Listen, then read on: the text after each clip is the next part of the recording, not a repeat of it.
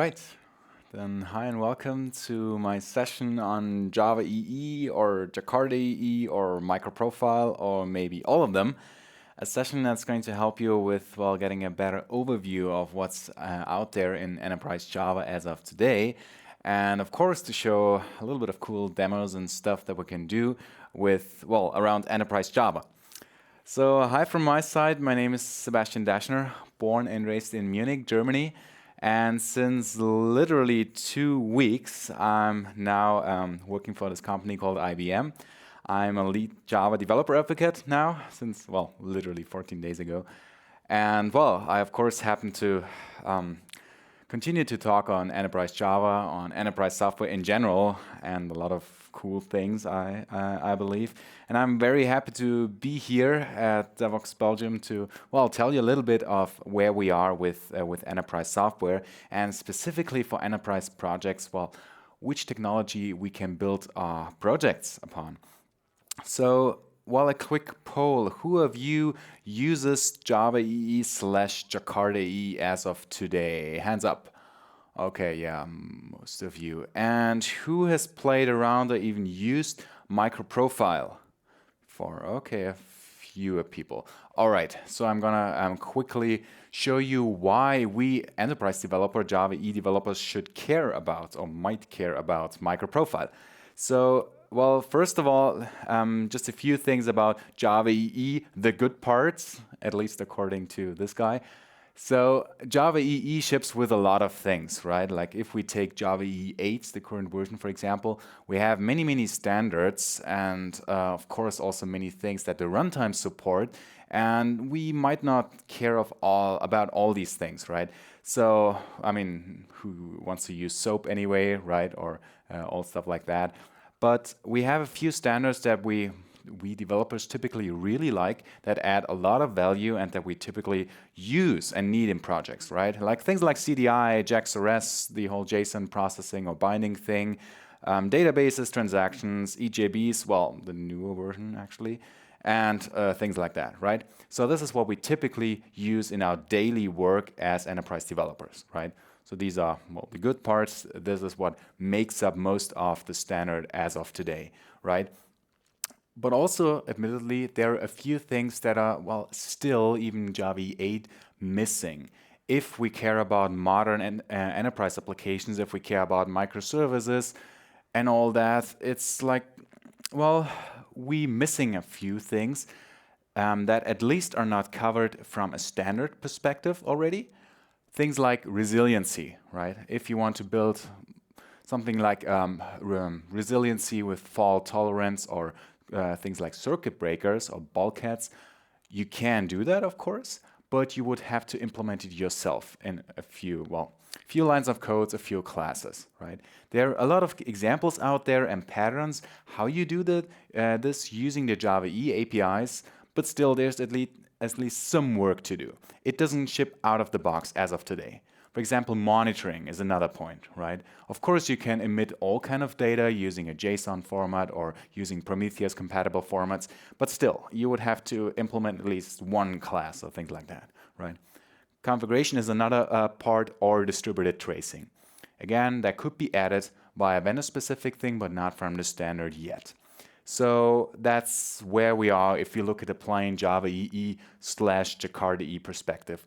So for those of you who have been wondering, well, for now, Java EE and Jakarta EE are very, well, even. Actually, Jakarta EE will start from where Java EE left off. So for now, you could say, mean the same thing. So I just wrote a Jakarta EE application if I solely use Java EE standards, and you're not lying.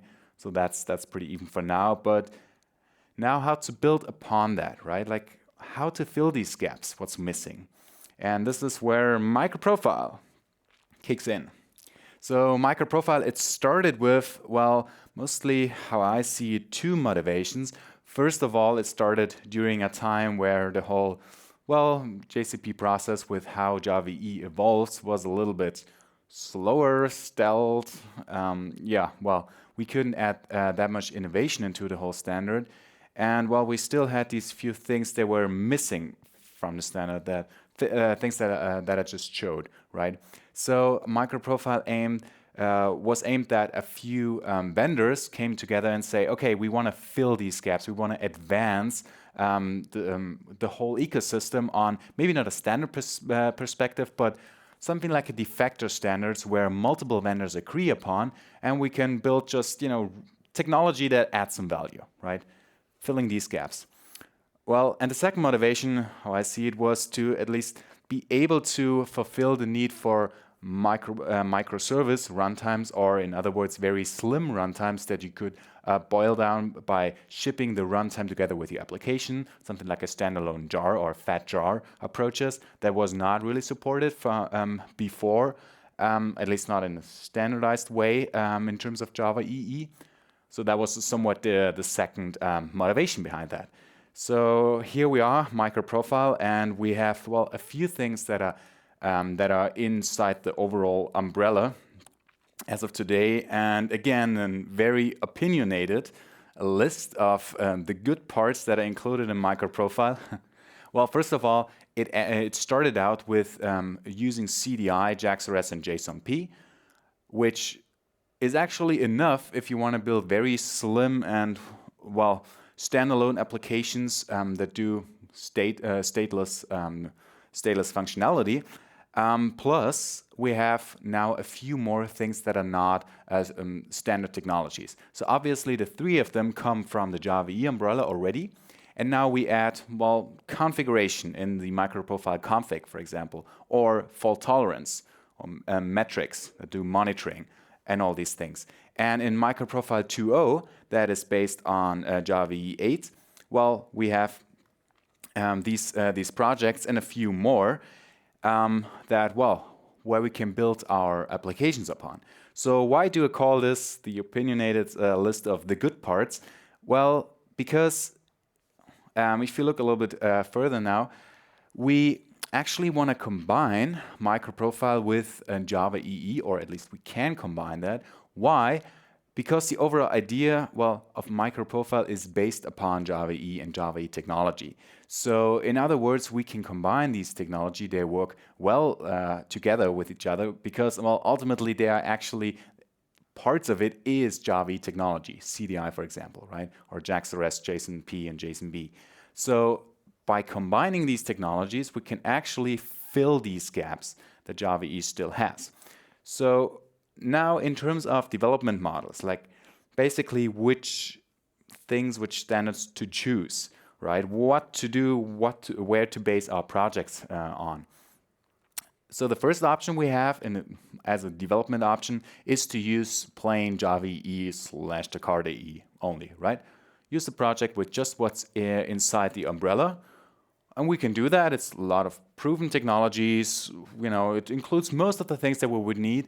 And most of all, many of the developers out there know the APIs already, right? It has been out there for quite a while. We know the standards. We know all the annotations and things. So, well, that makes a lot of sense, right? But as I said, we have some missing parts, some gaps there.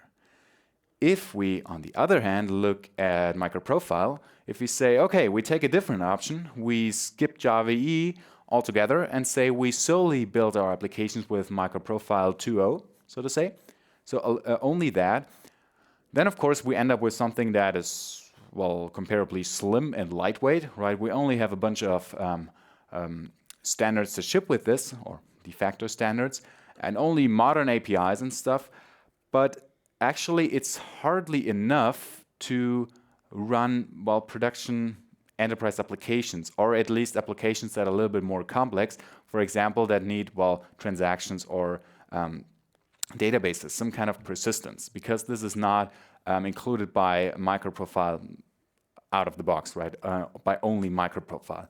So there are a few things that are lacking. Others are concurrency utils, at least still there are plans to add that in MicroProfile also, or things like timers and asynchronous behavior, at least up to some extent. So it's also MicroProfile alone is hardly enough. But now my take on that is that actually it makes a lot of sense to combine these two things. To build our projects with plain Java EE plus MicroProfile, where actually, well, Java EE still has these gaps, right? So first of all, we get the proven technology, the known APIs that we have in Java EE, plus we get all of these extra benefits for what is missing in Java EE. Configuration, for example, right? Resiliency, or we have all the metrics and monitoring data and open tracing. And in my eyes, that makes a lot of sense to combine these technologies and not say, oh, we use only MicroProfile, for example. And we can also use a very similar development and deployment model. So if we have a Java EE capable application server, I know that word is almost uninstalled these days, but yeah, application server runtime with Java EE that is also capable of running MicroProfile, then I would argue we get somewhat the best of both worlds, because we can still use that proven deployment model and use the MicroProfile projects to fill these gaps. So this is what I want to show you right now, and now enough talking in slides. Now let's have some live coding. Time to wake up. I have 2 projects here that I want to show you, and of course, because I'm a coffee lover, I call the first application, it's called Coffee Shop, and the second one will be called Barista. So we have some coffee examples here. And what I want to show you right now is, first of all, just the standard standalone Java EE8 project. That is this one, the Coffee Shop project, which I'm now gonna enhance with a few things that we might want to add. So this one, just because I'm brave, runs on JDK 11. Who runs their workload on JDK 11? Hands up.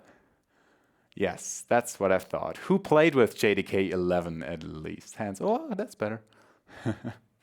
All right, so this builds on JDK and actually also runs on JDK, and well, thank God it works. So we're gonna show this today, and well, just briefly, I want to show you how what that project includes. So for now, it is only Java EE8 standalone. And basically what we have, well, I use JAX REST to offer some HTTP endpoints, right, where people can add some so-called coffee orders. And then, well, we're going to enhance that a little bit. So first of all, we have our JAX REST resource here where we can, well, get some coffee orders and post them via JSON. So this is, as a Java EE developer, usually quite known technology, quite known APIs, right? We usually use to JSONP to include that with JAX REST and so on and so forth. And ultimately, we will ask some managed bean to please order some coffee. And then this actually will, later on, I show a little bit of that later, go to an external system and make a call in a synchronous way via HTTP and will access that system, right? So a few things that we might want to add once we add MicroProfile. So what could be helpful, for example, would be to add some fault tolerance.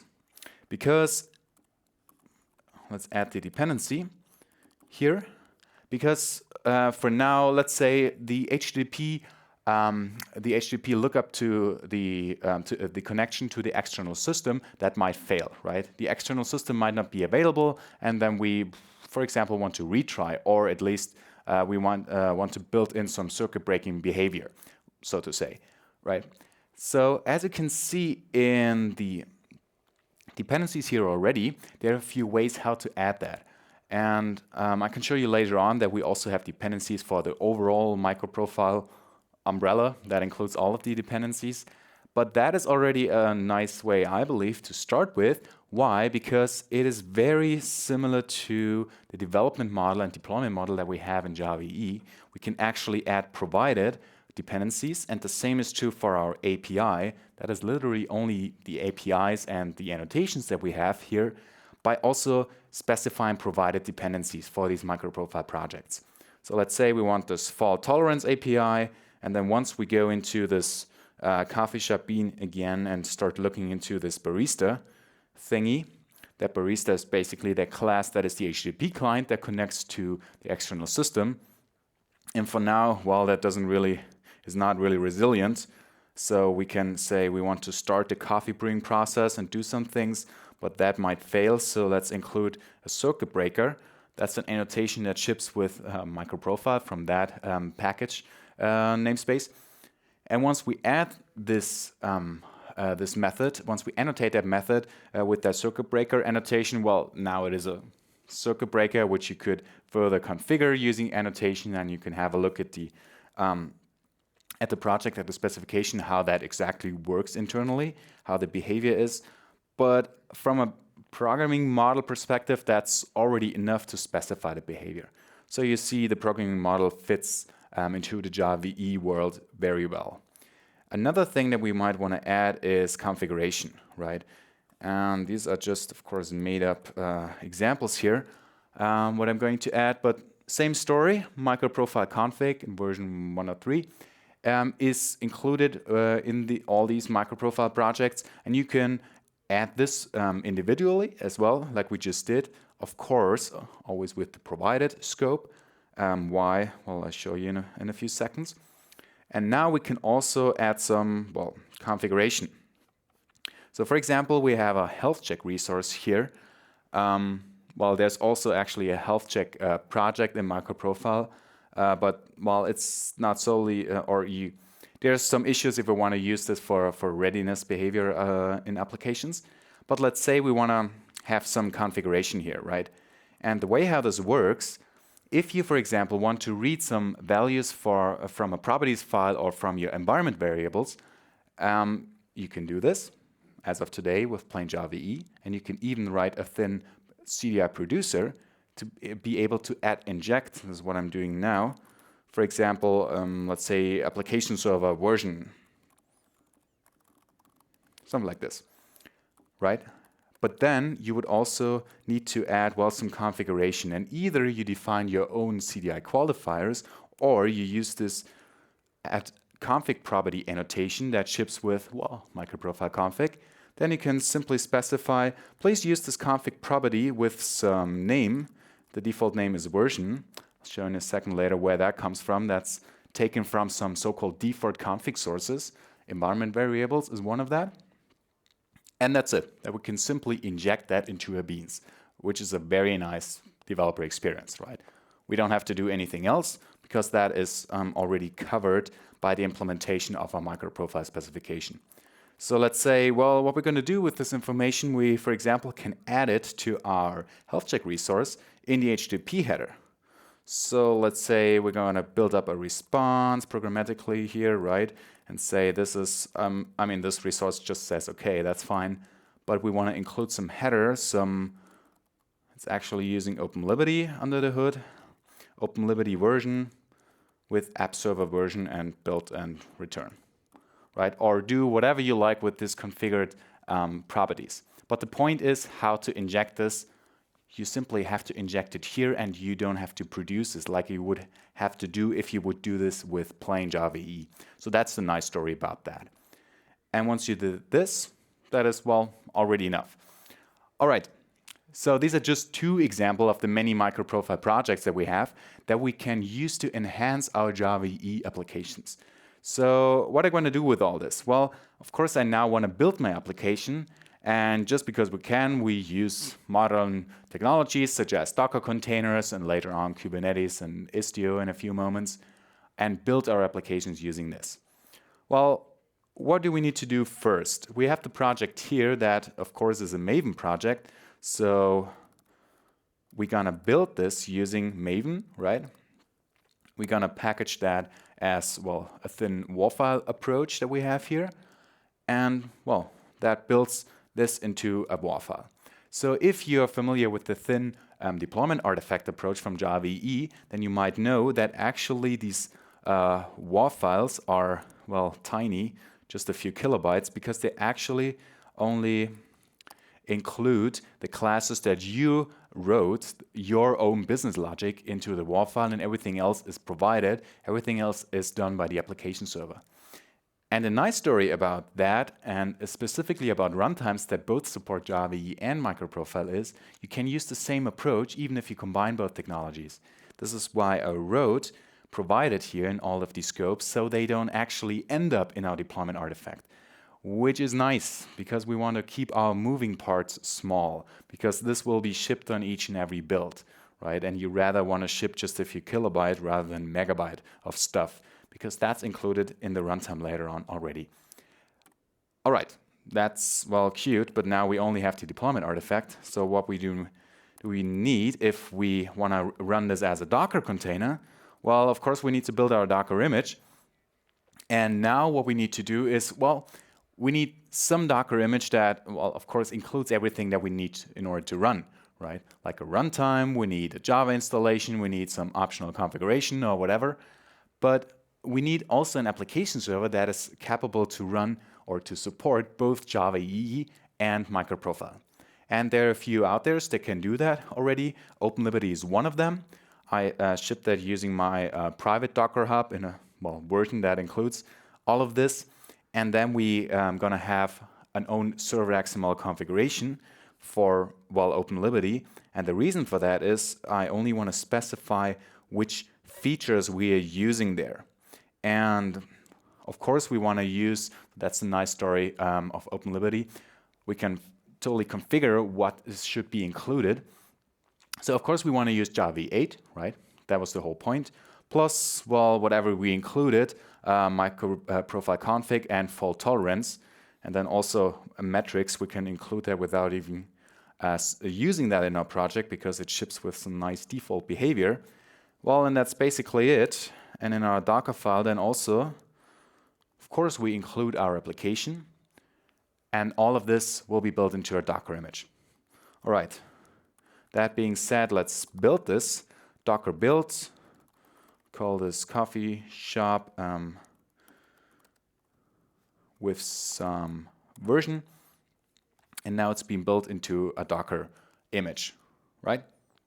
All right, still boring. So now we could run this and all of that. So I already prepared some scripts to run a bunch of them because actually we have a few that will play along together. So we have the coffee shop project and the barista one, which I can show you in a second. And actually what we can do now is finally talk to our application, right? That runs locally. So we're gonna have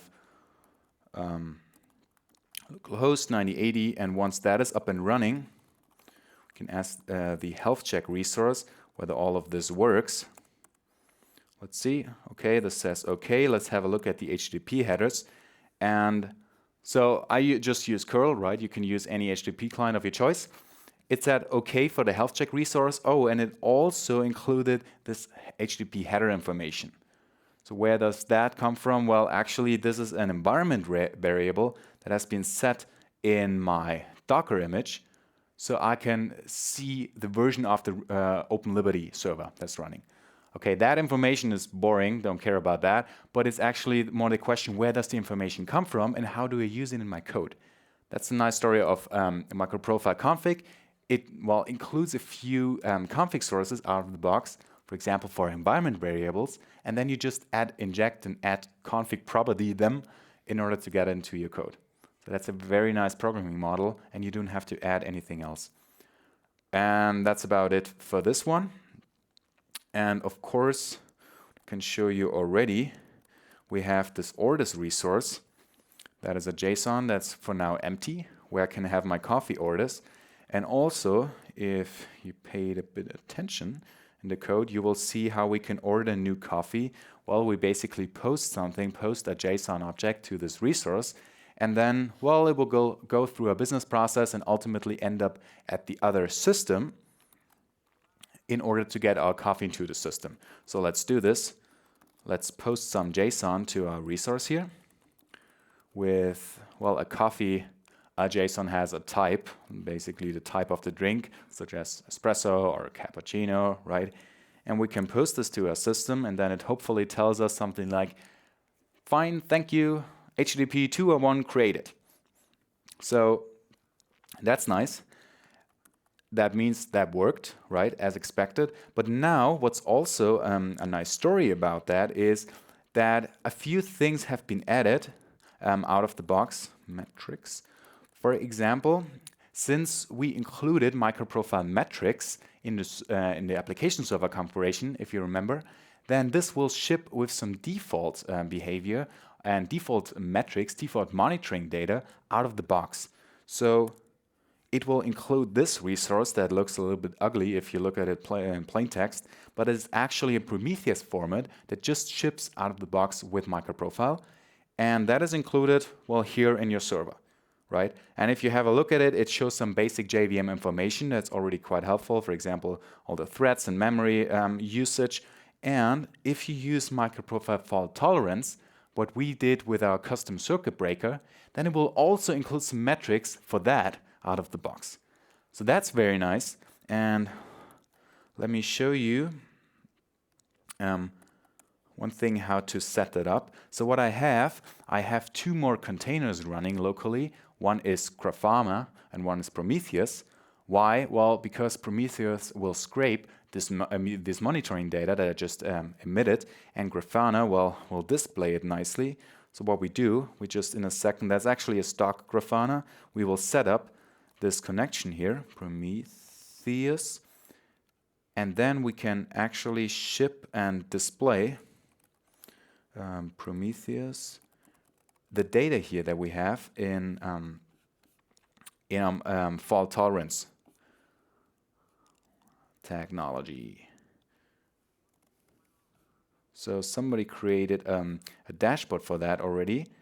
And what we have, and this is really nice, out of the box we get some monitoring data and information for our MicroProfile fault tolerance standard. So what we have, it will detect all of the methods, basically, all of the functionality that has been enhanced with MicroProfile fault tolerance.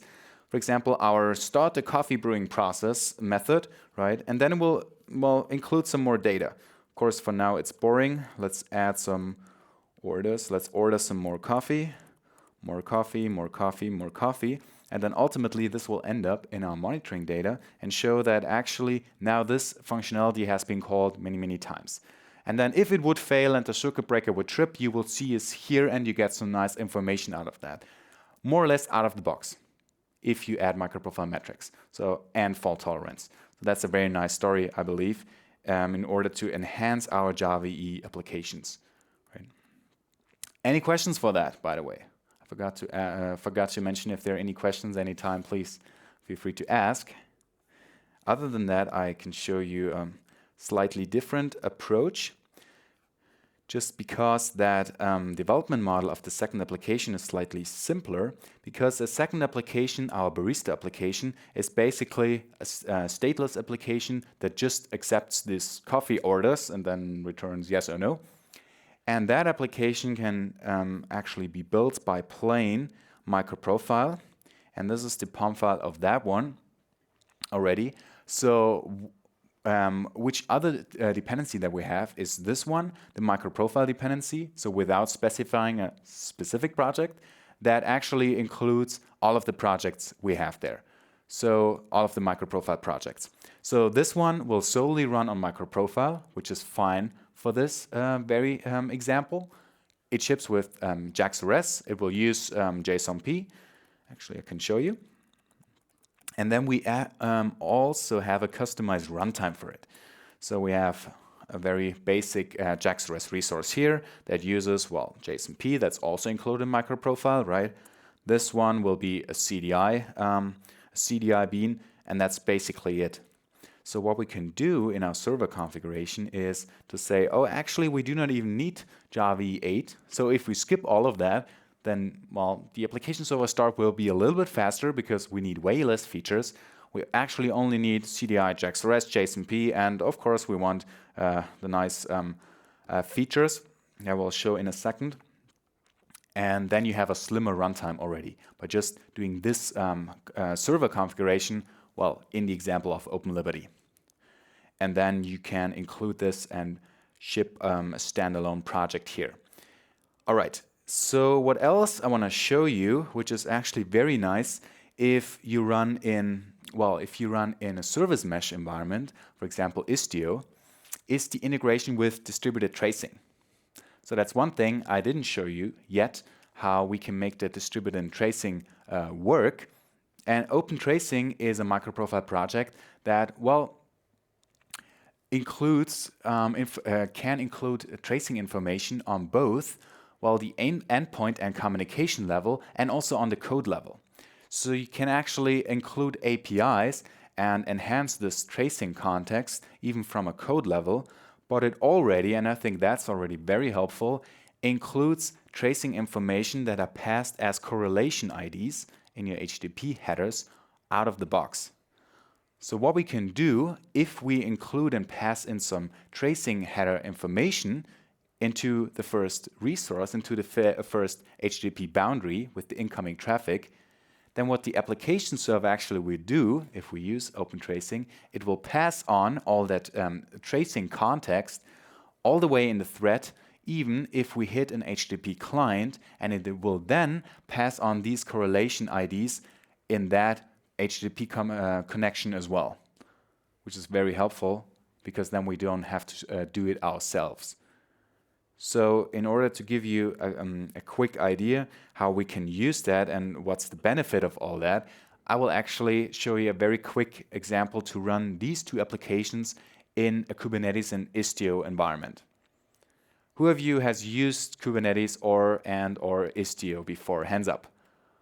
Okay, very few of you. So this talk, of course, is not really about Kubernetes or Istio, but I think this is a very nice showcase, if you're familiar with that technology, of where it actually makes sense to add this MicroProfile specifications into our enterprise applications to make it run and work better in service mesh environments.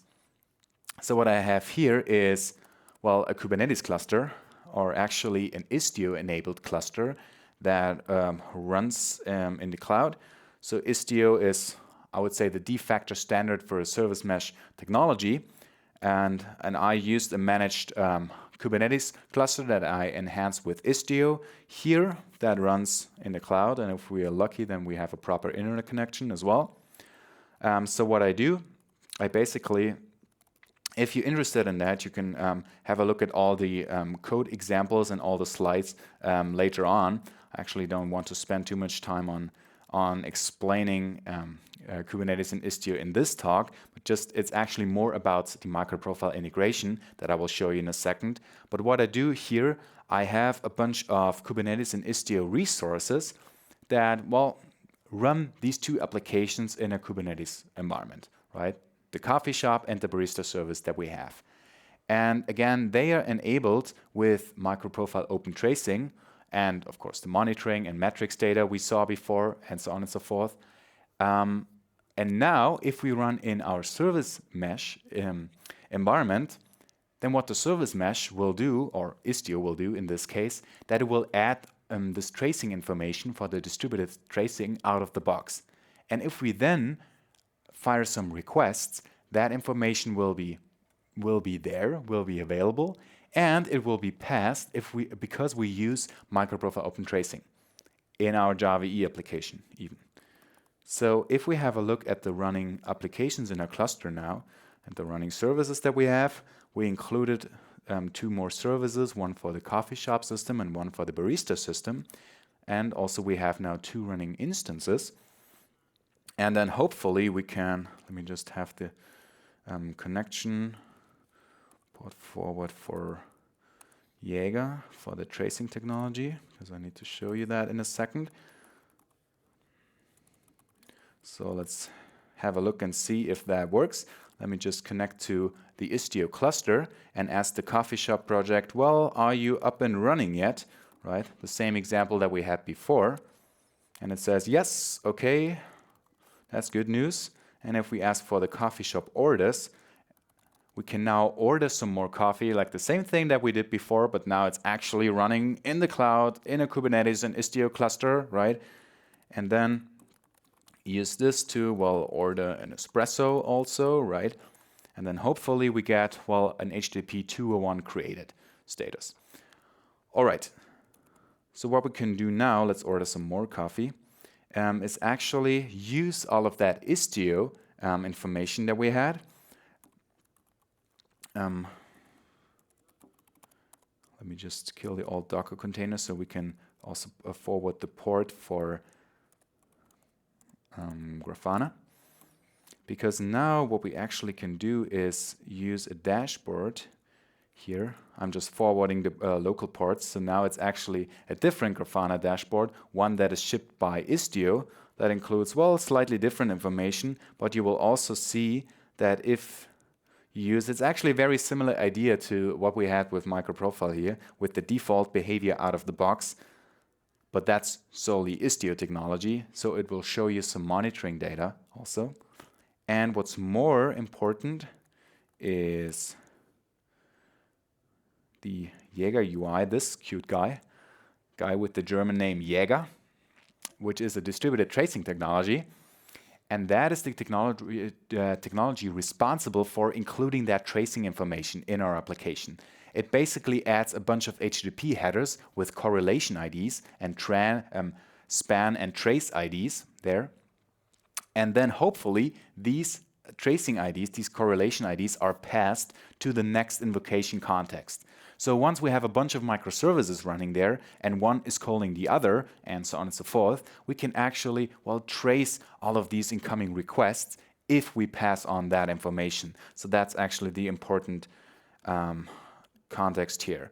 And if we then find some traces, so these were a bunch of traces that I just fired before by ordering my coffee, then I can have a look at that information and see, well, what's actually going on here. And by looking at that, we now see that this was a synchronous request that originally was invoked by going into the cluster for the through the so-called ingress gateway and ended up at the coffee shop project. Well, that's nice.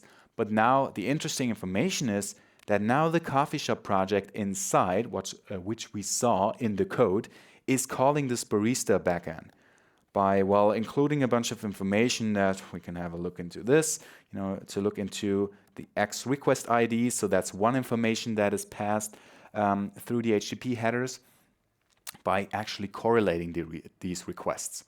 Because if we would not do that, if we would not include the HTTP headers, then this tracing technology had no chance to even know that these two HTTP requests are even correlated. That one caused the other, and one was the synchronous call to, well, call the other system and then return synchronously, and here we are, because then you would not know that correlation. And that is one thing that's been added by open tracing out of the box, and that's a nice story about that, if you use a runtime that supports this already. And in my eyes, this is a very beneficial technology or beneficial combination to do if you are in a project context where you use plain Java EE as of today and say, okay, you have a bunch of gaps, issues that you would like to address, that you would like to close, and you can do so, at least these technologies, these projects that are supported as of today, if you use the corresponding MicroProfile projects and just add them. Of course, if you use a runtime that supports both. In terms of runtime and support for that, what we have, besides other additions, I will go into runtime in a second. There are a few other things that are also, well, not quite included into Java EE, or, well, not quite made it into the umbrella Java EE. For example, the MVC specification, if you know about that. It's actually a very nice one if you want to do front-end model view controller based, action-based model view controller development on the server side, or JCache, for example, another candidate, and some other community additions that will have been made because of these gaps being still there in Java EE. For example, Porcupine or Breaker is an addition made by famous guru Adam Bean that can be added into plain Java EE, or Porcupine Metrics was a project I contributed. But other than that, well, the MicroProfile projects tackle very similar issues in that direction. So a question that came quite early with the whole MicroProfile initiative was how to, or should we slim down and customize the runtime, right? In terms of, do we want to make the runtime as small as possible, right? Of course, first of all, you would say, yes, that's a good idea. And we only want to include the required standards and runtime features that we have. But also it's a question, and the trade-off of time and material spent on, well, either you optimize the development time and experience or the runtime. So for example, if I say I take the Java 8 umbrella, look at it and say, okay, I do not need this and this and this, but I need CDI and JAX-RS and so on and so forth. And now, of course, I could go and slim down my runtime to only support what I need and go with that. Yes, that's of course an optimization for that. But then, of course, you immediately have to ask the question, well, what's the benefit? Or in other words, how much time do you spend on doing so and what do you gain? And for example, I typically actually do not care that much about the storage size of the image, of the resulting image of your application, but I care a lot about the size of, well, the moving parts of the deployment artifact you ship and build each and every time. So actually, if we build a Docker image that we just did, and say we actually now want to push it, so we want to push, let's say, the barista or the coffee shop project that we had, just do a Docker push, right, to transfer this, just as one example, bless you. Then what we will see, that was called Jakarta EE, is that we use the so-called copy and write file system by Docker. And the nice story about it, it actually doesn't push anything, or, well, not much. The whole image is, I don't know, a few hundred megabyte, but it only pushed what has been changed, which is the 11 kilobyte of WAV file that we added, and not everything else, because everything else didn't change. And this is what I care about a lot, because this will actually save you a lot of time and a lot of, well, bandwidth by only shipping what actually changed. And in order to do so, you have to basically support thin deployment artifacts, only shipping what's part of your application, and the rest is provided by the runtime already. And Docker very much supports that model by saying everything else is basically put into a lower image layer before, right? You have the base runtime of your application server, and then you might add another bunch of things. But the very last thing you add is your application, and that's tiny. That's only your business logic, because that will change a lot, many times a day. That will change a lot. And that's what would I optimize first on, to say optimize the moving parts, your deployment artifacts, and then if you want, also the runtime by saying, okay, we can slim down the base image also if we want, by saving some more storage and maybe some a little bit of memory. But the first one is what I would focus on first. Now, in terms of server runtimes that support the MicroProfile, ordered alphabetically. So we have OpenLiberty, for example, that supports well, Java EE and MicroProfile 2.0, and that is true actually for all of them. Payara, we have Tommy 8, I think, right now in a beta or milestone phase, and Wi-Fi. So you can use all of these application server runtimes to basically run that model, where you base on Java EE plus, well, whatever you need from the MicroProfile projects. Plus, for example, what I showed you with adding MicroProfile fault tolerance and configuration, for example. So that is what I would, well, ask you to have a look into.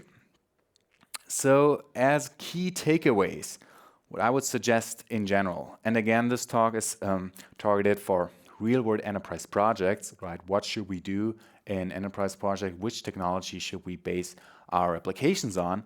So, of course, it makes a lot of sense in my eyes to use known APIs, to use the standards that have proven themselves well, that are included in Java EE 8, right? For example, CDI, for example, JAX-RS, JPA, JTA if you need persistence and all that. And well, think of MicroProfile as an extension for Java EE. This is how what I think is the biggest advantage of having MicroProfile is to filling these gaps that is not part of Jakarta EE as of today, right? There are some attempts to do that. For example, what I showed you with MicroProfile config. Right now, there's a config JSR going on to actually make that part of the standard. I'm actually in that expert group, and we're trying to, well, ship that as fast as possible. But I mean, this doesn't help you if you're in a project as of today. Of course, now you want to use it right away. And if you don't want to implement that yourself, well, you can use MicroProfile Config, for example. And I would say just try to take a development model that fits your need for your application side. If you say you have a rather simpler application in terms of standards you use, and you're fine with all of the standards that are included by MicroProfile already, or you might have an own MicroProfile umbrella, say you need this plus another Java EE feature, but only that, and then you use a runtime that supports that set of features, for example, OpenLiberty, by specifying the feature set in the configuration, that's fine too, of course. Then you save some space on the runtime part and just pick and choose a model or a set of standard that fits your need for your application, what you're doing. But in general, I would advise you from experience to optimize the deployment artifacts, the moving parts first, before overly optimizing the runtime. So that's my point of that. And that's one reason why I advise that model to go for thin deployment artifacts, whether it's jar files or WAR files, but a thin deployment artifact that only includes your business classes, and ship that to a runtime that, well, is capable to do so.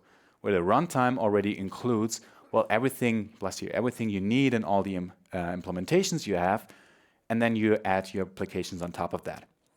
So as a possible future direction, as I would see it, and if you look at in my blog, I wrote a bunch of short articles on that, my personal opinion, what we could do in order to move the whole thing forward. So I see a lot of potential in MicroProfile as well, see it as a somewhat incubator for a future Jakarta EE standards. So MicroProfile Config is a prime example for that, because actually we already have a config JSR, JSR 382, that basically builds upon MicroProfile Config. We use a lot of the features and APIs and annotations there, and then try to make it a standard and ship it with future Jakarta EE and actually also with Java SE. That's the idea, and build a standard for what has then been proven itself as a de facto standard project under the MicroProfile project. So basically providing what's missing from future Jakarta EE specifications, or at least as we have today. I also see a big benefit in sharing the design principles and the overall look and feel and developer experience that we have and actually that we like when using Java EE. For example, the declarative approach of using annotations, right? You have just a method or a class, and just by specifying one annotation, you suddenly make it a JAX-RS resource, right? Or you add some circuit breaker behavior or some other interceptor, for example. And that is, I think, a very efficient development model to look at the whole thing. And in my eyes, it makes a lot of sense to also use that, and this is actually the case if you look at all the MicroProfile projects there, to use that for MicroProfile specifications also. Because then, it feels pretty much the same if you're a Java EE developer, and it's not that much new, or at least it feels familiar.